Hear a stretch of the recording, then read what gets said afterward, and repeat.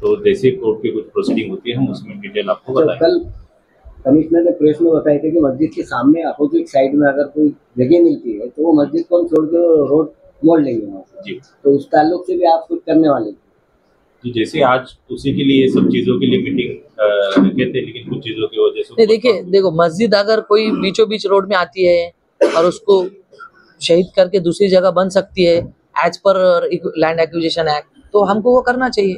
हमारी बहुत सारी जगह हुआ है। इसके मामले में आप है तो उलमा से या मुफ्ती से आपने कोई बात की? हमारे पास इस्लामिक मसाजिद का मामला बहुत सेंसिटिव है। नहीं देखिए, उसके अंदर आपको जो है तो मुफ्तियों से उसके बारे में बताता मैं आपको।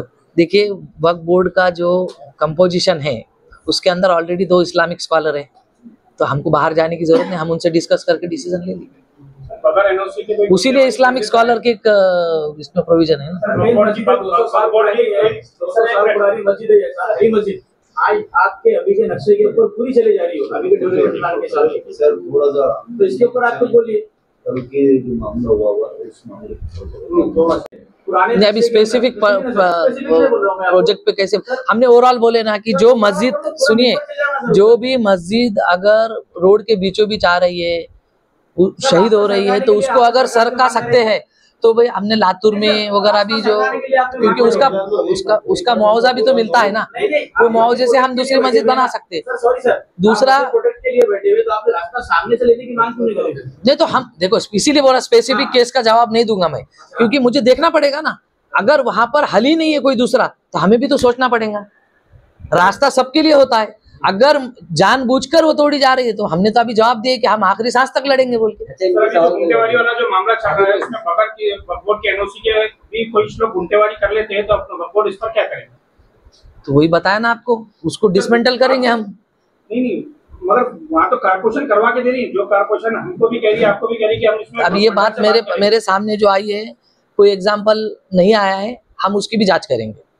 207 के अंदर जो है पूरे एरिया जो बानेर पे तो बोल लो ना, आता मराठी बोल, हिंदी में भी होगा मराठी में भी होगा। आदि भाई बानेर पे तो हो गया ना, कल जो मामला हुआ बानेर पे बोलना है। कल भी नाम आ रहे हैं जुड़े हुए बानेर की जमीन को लेकर, तो कहीं ना कहीं आप लोगों की प्रेशर है इस तरह बताया पॉलिटिकल लीडर्स हमारे पास तो नहीं है। मेंबरों के भी उनके इशारे पे किया गया, ऐसे भी चर्चा चल रही है। देखिए बानेर के मामले में मैंने अभी पूरा खुलासा कर दिया कि उस वक्त का जो कानून में प्रोविजन था उस हिसाब से रेजोल्यूशन लिया गया है, सेल डीड हुई है। आप 15 साल 16 साल पहले सेल डीड हुई है, कोई भी सेल डीड अगर कैंसिल करना है तो वो सिविल कोर्ट के पावर है। 16 साल से कोई भी शख्स उसको कोई किसी भी कोर्ट में चैलेंज नहीं किया है, ना किसी कोर्ट ने उसको रद्द किया है। तो हमने अभी अपील की कि सिर्फ सोशल मीडिया पे बातें हुई है कि किसी ने भी कोई एक कागज का सक्षम पुरावा लाकर नहीं दिया है कि वो रेजोल्यूशन और वो सेल डीड किसी कानून के तहत चैलेंज की गई हो या किसी ने न्यायालय ने रद्द किया। आप ऐसे ही बोलते जाएंगे तो ये तो बदनामी है बोर्ड की। जो बदनामी की जा रही है उस पर आपको कार्रवाई करना है।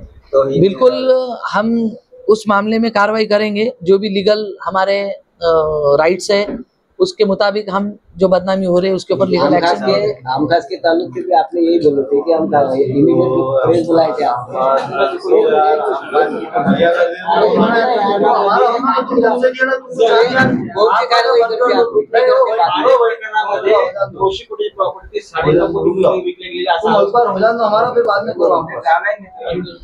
सारा हमने डिटेल्स के साथ बताया उसको। हर टाइम चेयरमैन मेंबरान पर आरोप लगते हैं कि तो मजबूरी में फिर उसको इंक्रोचमेंट करना पड़ता है, तो इसलिए 99 इयर्स का प्रपोजल हमने रखा है महाराष्ट्र वक्फ बोर्ड की तरफ से कि ये जो लीज पीरियड है 99 इयर्स होना चाहिए बोल के। सर अभी जो है तो आपकी म्युनिसिपल कमिश्नर से मुलाकात होने जा रही है, उसके अंदर रोड गार्डन के अंदर कुछ मसाजिद भी आ रही है। उनका कहना है कि वक्फ बोर्ड के चेयरमैन जो है तो हमको वो मस्जिद जो तो डिमोलिश करने की परमिशन चाहिए या उसको हटा देंगे, तो क्या आप ऐसा कर सकते हैं? नहीं मैंने देखिए मस्जिद के सुनो, ये जो वक्फ बोर्ड है ये बनाई मस्जिद के सुपरविजन के लिए, तो हम कैसे तोड़ेंगे उसको? हमारे पास जो भी कानून में प्रोविजन है सबसे पहले हम मस्जिद को प्रोटेक्ट करेंगे, हम मस्जिद को टूटने नहीं देंगे आखिरी सांस तक इंशाल्लाह। और इसमें बोर्ड मीटिंग के लिए देरी ना हो इसलिए हमने सीओ को पावर दे दी। मस्जिद के हद तक। तो आप क्या करने वाले थे इसमें, इसकी अप्रोच के लिए क्या है आपके पास? जी ये जैसे आप बता रहे हैं आपको पावर दिया हुआ है, तो आप क्या किस तरह से बचाएंगे उसको, क्या है? सवाल नहीं सुना। डीपी रोड में जो इफेक्टेड है तो वो मसाजिद को किस तरह से बचेंगे, क्या है? जो डीपी रोड का मसला है, अभी मंडे शायद लिटिगेशन हुआ है कुछ, उसमें मंडे मैटर लिस्टेड, उसमें वक्फ बोर्ड इंटरवेंशन करके जो कुछ वह प्रॉपर्टी का रिकॉर्ड है। तो आपके पास 2012 से अभी तक रिकॉर्ड नहीं है, बोले तो आज से 20 साल पहले इससे पहले पार्लियामेंट्री कमेटी की जो है मीटिंग यहाँ पे हुई थी महाराष्ट्र वक्फ बोर्ड की, वक्फ पार्लियामानी बोर्ड की। कब आज से 20 साल पहले। यस हाँ। उस वक्त तकरीबन जो है तो आपकी जो प्रॉपर्टीज का रिकॉर्ड तैयार किया गया था, उसके अंदर पूरा निजाम की प्रॉपर्टी का रिकॉर्ड मौजूद है। उसके अंदर कितनी प्रॉपर्टीज गवर्नमेंट की है, कितनी, वो रिकॉर्ड कहाँ है? नहीं, हमारे पास तो सर गैजेट है ना 1974 तो का। है आपके हाँ। पास, लेकिन आप जो बोल रहे हैं कि रिकॉर्ड तैयार करना है, हमें पता नहीं। एपीके चेक की रिपोर्ट आई थी, उसमें तो क्या इम्प्लीमेंट हुआ उसका भी कोई अभी तक 20 साल पहले ऑलरेडी आपके पास में जो है तो पूरी प्रॉपर्टी का रिकॉर्ड तैयार किया जा चुका है। सर इससे पहले पायलट प्रोजेक्ट के तहत जो सर्वे हुआ पूरा परवानी का, तो उसकी तो वो भी अधूरी है। उसका अहवाल क्या है? नहीं, वो सर्वे पूरा नहीं हुआ ना, कंप्लीट नहीं हुआ, पूरा नहीं हुआ वो सर्वे। अभी इसीलिए हमने ये जीपीएस का किया ना, कि इसके अंदर जो each and every property mark होने वाली है इसका क्या विथ पोटेंशियल। इसका कब तक होगा ये कंप्लीट? कौन सा? जीपीएस जीपीएस मैपिंग का भी वर्क ऑर्डर मिलेगी, टेंडर के प्रोसेस सारे हो चुके हैं। सबसे जो इसके पहले भी हम लोगों ने न्यूज़ लगाया कि L1 बिडर को वर्क ऑर्डर दी जाएगी, और उसके बाद उसको जो टाइम पीरियड दिया है, कितना टाइम पीरियड है टेंडर में? प्रॉपर्टीज के ऊपर है, 1.5 से 2 साल। 1 से 1.5 साल 2 साल भी लग सकते हैं उसको। अच्छा, क्योंकि हमने सिर्फ सर्वे के साथ उनको